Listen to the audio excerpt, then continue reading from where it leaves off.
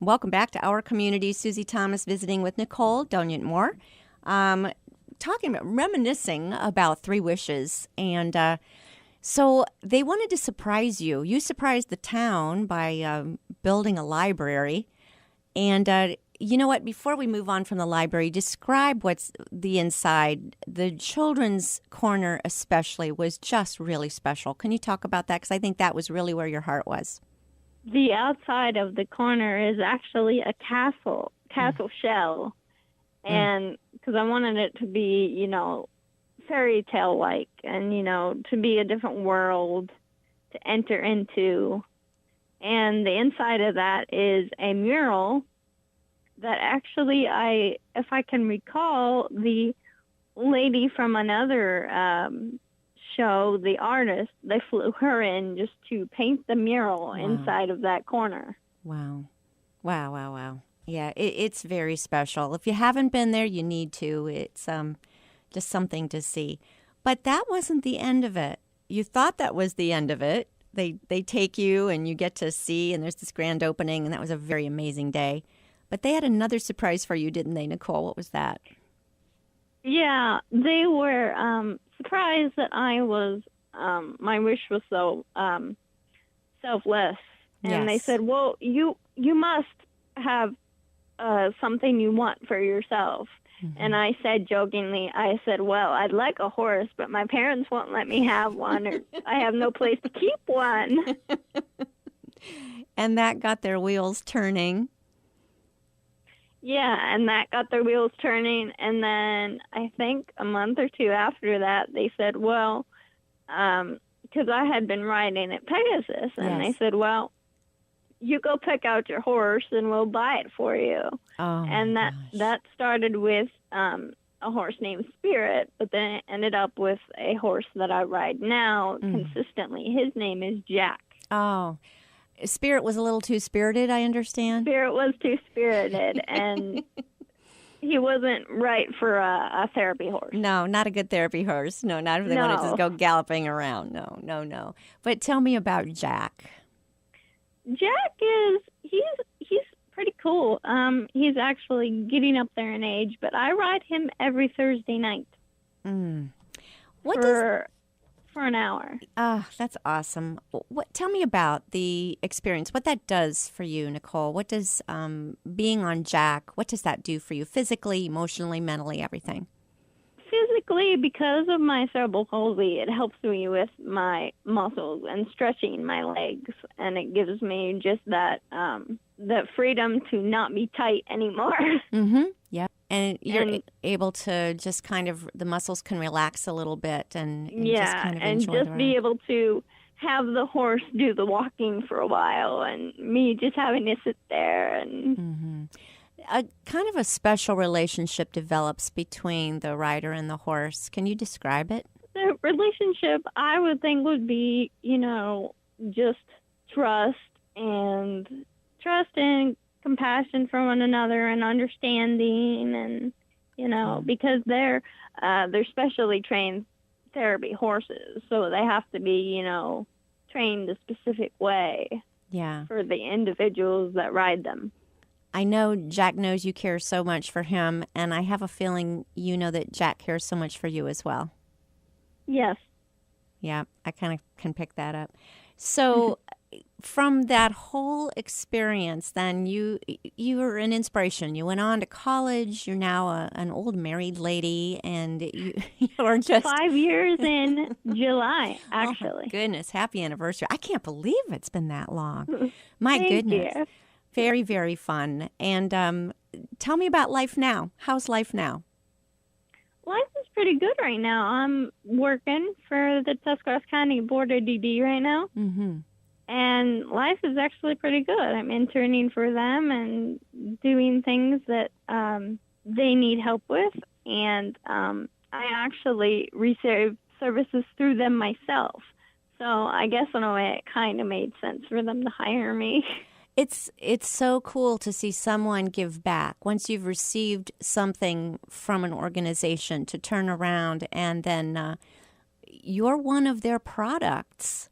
And now you're able to give back by joining and becoming one of the family, one of the employees.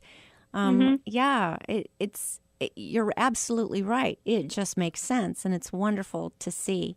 So not only just that you're an employee, but you're taking the reins and running with them to go back to riding a horse again. But you're Yeah. really taking off with it. So for people who might just be tuning in, let's talk about the Fans Network, because that's what you were handed, and they said, this isn't going anywhere, Nicole, make it go somewhere. Talk about what we can do to help you with Fans Network and really help this take off. Okay, well, the Fans Network is, just like I said before, a networking group. And I will say what it stands for again: friends, allies, and neighbors. And if you want to become part of it, all you would have to do is send me your contact information or your email, and I would put you on. We have an email list, and you could receive updates periodically about the Fans Network and be in the loop and, get updates about the program. What's the best way to reach you? The best way to reach me is by my email. And that is? Which is fans@tuskbdd.org. Does anything have to be capital or lowercase or anything like that? No, it's all lowercase. Okay. fans@tuskbdd.org. And that'll go straight to you. Yep, it'll go straight to me. Now, not everybody's got water park tickets. What other kinds of things are you thinking of, or that maybe some other good ideas that people have had that might spark some other good ideas in others? Well, like for instance, the first initiative, the Make a Memory Team, I had some examples of, maybe the Newtown Mall down in this New Philly area, or food gift cards, or anything of that matter. So making a memory can be a tangible gift, but it also could be an experience? Yes. Nice. Okay. Tell me a little bit about the people. I know you're kind of new there, but are you starting to see some real neat stories that you've gotten to experience in the ways that Tusk BDD has impacted people's lives, maybe even your own life? Yes, actually, I think a couple weeks ago there was a community partner breakfast for Tusk BDD, and I was one of the speakers, and there were several other speakers there talking about their experiences in their life. And this one individual, this one gentleman, he worked at the Columbus Zoo for a while. And that was a dream come true for him. Wow. And it was nice to hear his story and eat some great food, eat some great pancakes. What has Tusk BDD meant to your own life? They've actually helped me quite a bit. In what ways? Not only hiring me, but finding ways that I could be involved in my community and helping me that way, and just seeing, what I was capable of doing and, how I could contribute. Was there ever any question? You are one of the most capable young women I think we've ever come across. You are an inspiration, Nicole. It is so fun to see the kinds of things that you get a dream, you get an idea, and you make it happen. And I've seen it time and time again. When you look to the future, like the next 5-10 years down the road, what would you like to be doing? I would love to still be working with the board. Well, I'm sure that they would love to have you. I'm sure that's a done deal if that's what you are wanting to do. Let's talk again about, you've got a great event coming up here, a launch party that's going to be benefiting Tusk BDD. And maybe, would you say, just introducing people to the services and so forth? Yes, just introducing people to the program and the things that we have to offer through the program, the different initiatives and the different programs, like the Make a Memory Team, or we have a book club, and we have a game time, and we have another serving hands if they need transportation anywhere. It's learning more about those programs. Nice. and how they can get involved and if they want to help, What how takes they can volunteer. what takes place at game time? I'm guessing book club, everybody reads the same book and talks about it. What takes place during game time? Game time actually is going to be, it's actually still work in progress right now. It's going to be the second Saturday in the evenings from 6 to 8 in May through August. Nice. So depending on the weather, it's board games or outside games, or you can bring your own game if you prefer. And that is, again, people with or without disabilities, for everybody. You know what I love is these. We wanted to have some.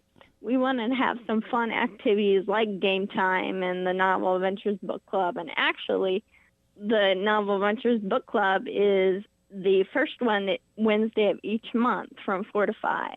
Great. Again, anyone can participate. Yes, and those are 2 fun activities for anybody. Very fun. You know what I love is that often you have siblings, and they might have different. They're differently abled. And this gives everybody an opportunity to participate in the same activity together. Is that what was up your sleeve when you came up with these ideas? Yes, and actually, and the way we accomplish that through a Saddleback educational publishing site, and what they have is called high-low literature, which means high interest reading, but low reading level for anybody. Nice. So the content is interesting for everybody, and the words are easy to read. Yes, exactly. Great. That's awesome. Well, we want to hear all about it. We also want to do a lot of shopping at the chain store, and that's where this is taking place? The Charm Store, yes. Charm Store. Yeah, I can't read my own writing. So the Charm Store. And tell us again the date and place and the address and the time to meet. The address at the Charm Store is the 117 West High Street in New Philly. And the launch party is on April 26th from noon to 2. And you're going to have lots of fun treats and all kinds of great things, right? Yes.